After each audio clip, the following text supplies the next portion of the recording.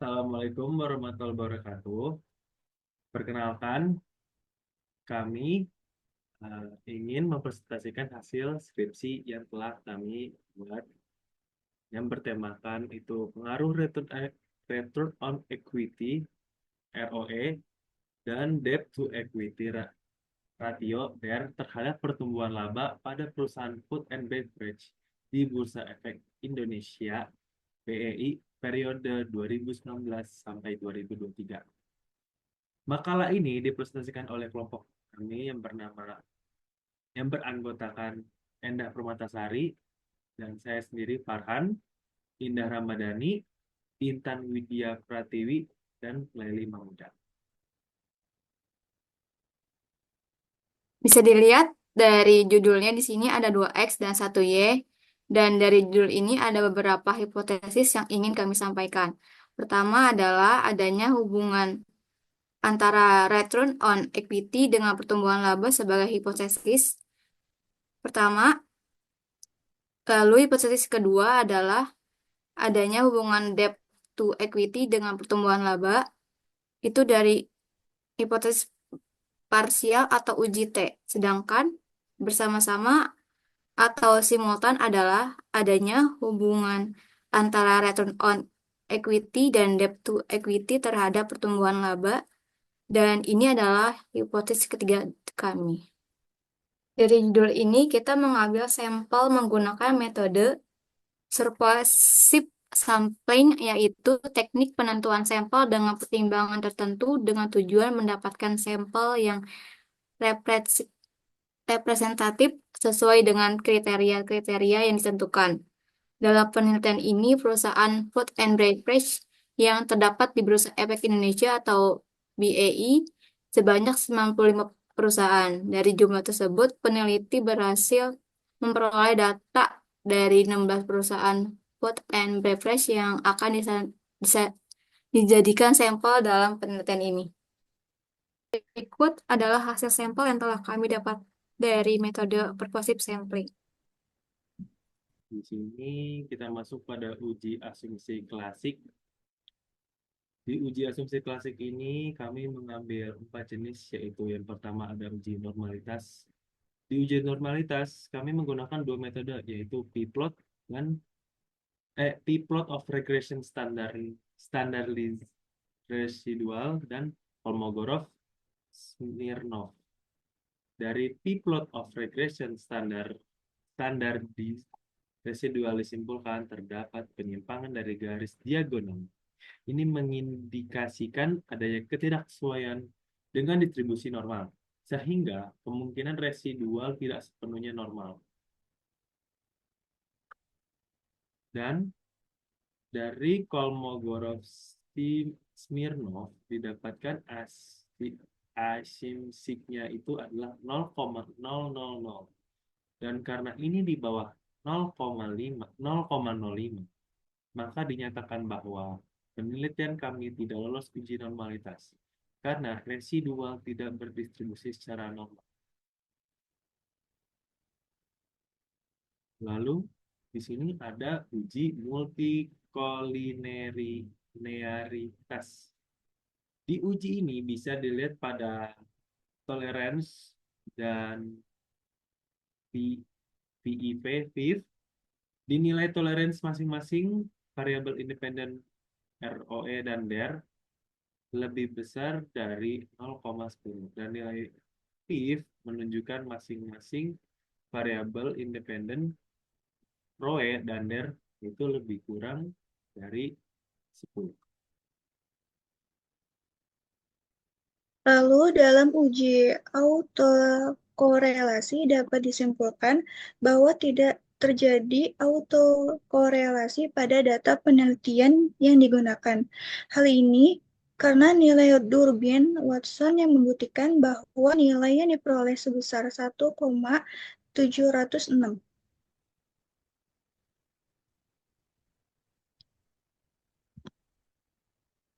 Dan terakhir, dalam uji asumsi klasik ada uji heterokedatitas. Dalam uji ini kami menggunakan metode dari chatplot dan dari pengujian ini didapatkan bahwa terlihat titik-titik tersebar secara acak di sekitar garis nol tanpa pola tertentu.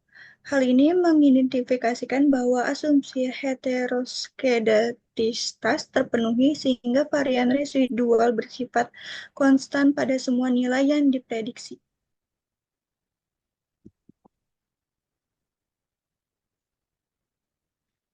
Berikutnya, pada uji T atau parsial menggambarkan hubungan antara variabel X1 terhadap Y, X2 terhadap Y mendapatkan hasil signifikansi yaitu di atas 0,05. Dari return on equity didapatkan 0,625 dan debit to equity didapatkan 0,538. Untuk uji T, didapatkan hipotesis return on equity tidak memiliki hubungan berpengaruh terhadap pertumbuhan laba, begitupun debit to equity tidak memiliki pengaruh terhadap pertumbuhan laba. Artinya hipotesis pertama dan kedua kami dinyatakan tidak diterima atau ditolak.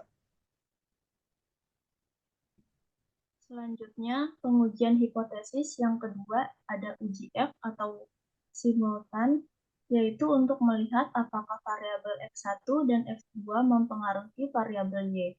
Didapatkan hasil signifikasi, yaitu sebesar 0,703 lebih besar dari 0,05, yang artinya tidak memiliki pengaruh terhadap variabel Y atau pertumbuhan laba.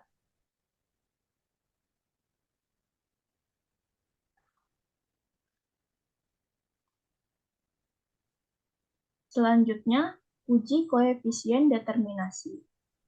Dilihat pada R-square yaitu 0,009 yang artinya bahwa variabel independen kami tidak adanya pengaruh antara variabel dependennya sebesar 0,9% dan sisanya sekitar 99,1% dipengaruhi oleh faktor lain yang tidak diteliti dalam penelitian ini.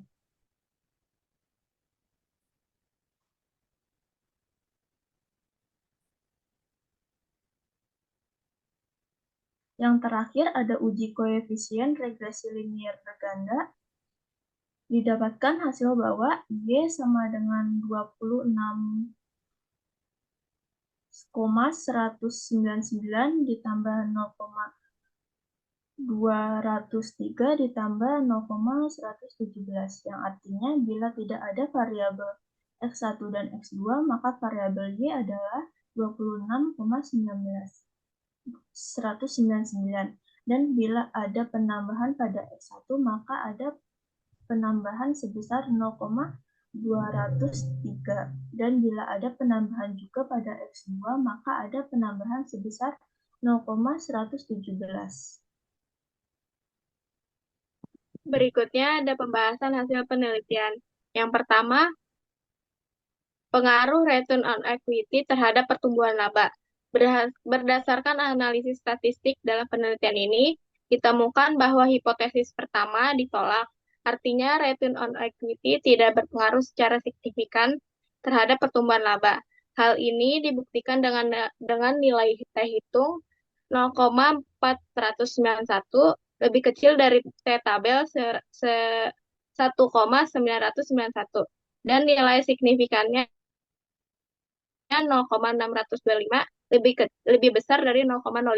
Didukung dengan penelitian terdahulu, penelitian ini menyatakan bahwa return on equity tidak berpengaruh secara signifikan terhadap pertumbuhan laba. Yang kedua, ada pengaruh debt to equity ratio terhadap pertumbuhan laba. Berdasarkan analisis statistiknya, penelitian ini ditemukan bahwa hipotesis kedua ditolak. Artinya debt to equity ratio tidak berpengaruh secara signifikan terhadap pertumbuhan laba. Hal ini dibuktikan dengan nilai T hitung 0,619 lebih kecil dari T tabel 1,991 dan nilai signifikannya 0,538 lebih besar dari 0,05. Didukung dengan penelitian terdahulu, penelitian ini menyatakan bahwa debt to equity ratio tidak berpengaruh signifikan terhadap pertumbuhan laba.